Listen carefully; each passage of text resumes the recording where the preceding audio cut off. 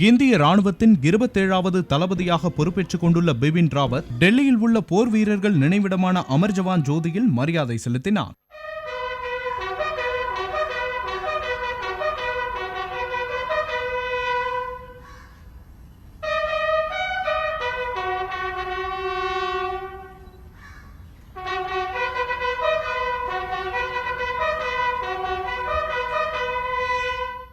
பின்னர் செய்தியாளர்களிடம் பேசிய பிபின் ராவத் எல்லையில் அமைதி நிலவுவதையே விரும்புவதாக கூறினார். ஆனால் அமைதிக்கான விருப்பத்தை பலவீனமாக கருதிவிடக் கூடாது என்றும் அவர் குறிப்பிட்டார். ராணுவம் முழுமையாக எதற்கும் எப்போதும் தயார் நிலையில் உள்ளதாக தெரிவித்த பிபின் ராவத் தேவைப்பட்டால் படைபலத்தை பயன்படுத்த தயங்க மாட்டோம் என உறுதிபட தெரிவித்தார். 2 மூத்த அதிகாரிகளை ஒதுக்கிவிட்டு தமக்கு ராணுவ தளபதி பொறுப்பு கொடுத்தது மத்திய அரசின் முடிவு என்றும் அதை தாம் பணிவுடன் ஏற்றுக்கொண்டதாகவும் பிபின் ராவத் கேள்வி ஒன்றுக்கு பதிலளித்தார். 2 மூத்த அதிகாரிகளையும் தாம் மிகவும் மதிப்பதாகவும் அவர்களுடன் தோளோடு தோள் சேர்ந்து பணியாற்ற இருப்பதாகவும் அவர் குறிப்பிட்டார்.